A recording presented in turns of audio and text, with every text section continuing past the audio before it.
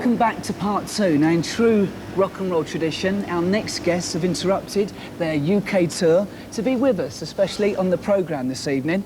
Welcome to Suede's Brett and Simon. Hello. So how's the tour going? Tell us. I mean, you're halfway through it at the moment. It's been really exciting, actually. Really exciting to be playing again, because we haven't played for such a long time now. We played in Wolverhampton the other night, and we realised we hadn't played the Midlands for like a year and a half or something like that. So it's just really exciting, and with the sort of set we're playing is just kind of like really just, you know, just really kind of all the loud songs and stuff like that, you know. So. Was it nerve-wracking going out again, or a mixture of nerves and excitement? Yeah, sort of excitement more than nerves, really. You know, just looking forward to getting back on the road again and stuff.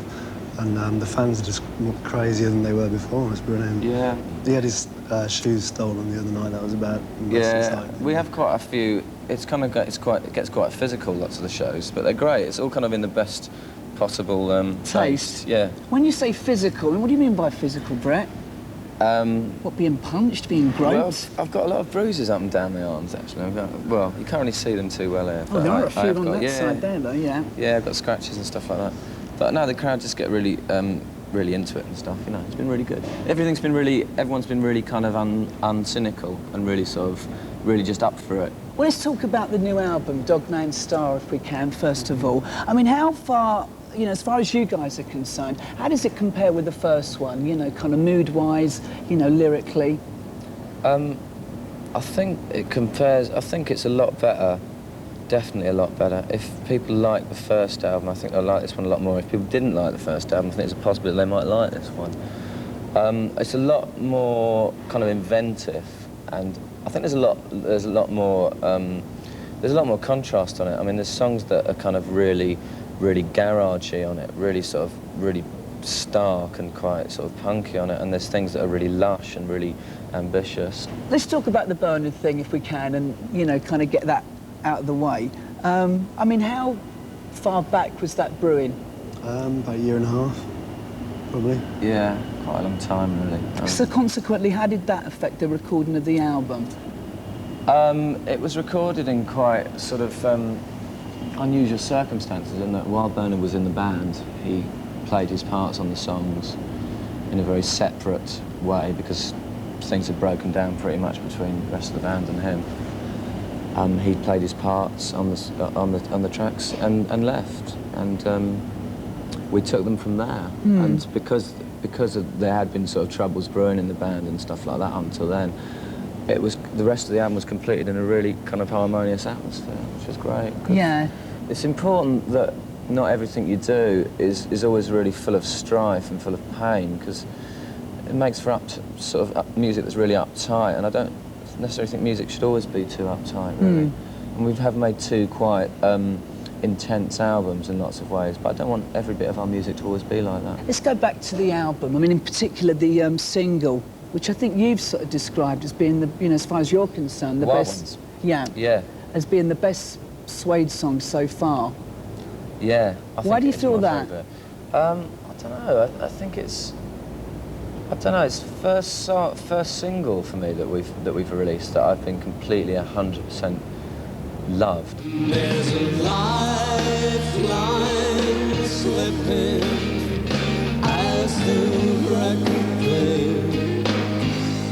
As I open the blinds of my mind, I'm believing that you could stay.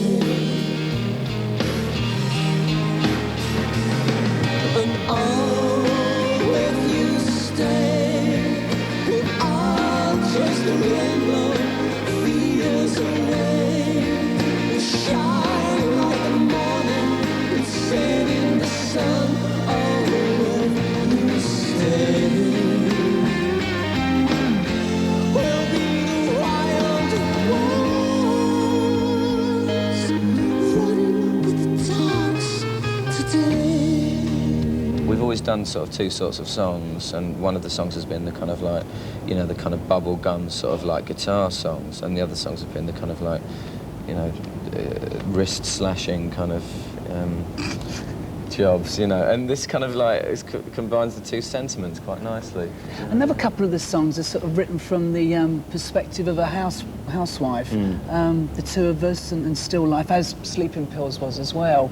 Yeah. You know, what sort of, you know, where do you kind of draw from when you're sort of writing from that perspective? Well, people Your sort of mother? say, yes, pretty much. And my mum was a housewife, and lots of the ways in which I felt quite a lot of, I felt quite a lot for her, because I think like, housewives are one of those sorts of sectors of the community which don't get any breaks, really. They're kind of like, you know, people just sort of think that they're sort of part of a cosy family, so they've got everything, but they're quite tragic people. But it was really more, when I say housewife, it's really more like yourself being the kind of situation that a housewife is in, anyone that's trapped or anything like that. You know, and parts of my life I felt trapped, and so it comes out in the songs. But where I come from, suburbia, so it's just there. It's like you know, sort of an analysis of your brain goes back to your childhood. Come from the suburbs, so I just can't really get away from it, no matter how much I try. It's like it's always chained to me somehow. You know, I just can't free myself of it. So it's a shame, isn't it? Keep writing the same song over and over. Still changed to the kitchen sink.